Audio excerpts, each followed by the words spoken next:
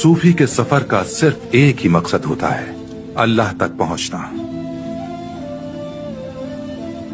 एक ऐसा सफर जो दिल का सफर होता है,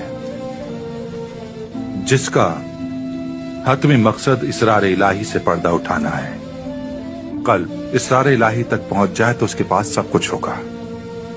जब दिल अल्लाह के दरवाजे तक पहुंच जाता है तो वो अंदर दाखिल होने की इजाजत मांगता है और फिर अंदर दाखिल होता है।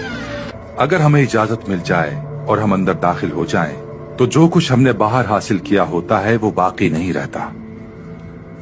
जब हम अपने रब की बारगाह में खड़े हो जाते हैं तो उसके सिवा हर शय मिट जाती है, मफहूम गायब हो जाता है और सूरत बाकी रह जाती है।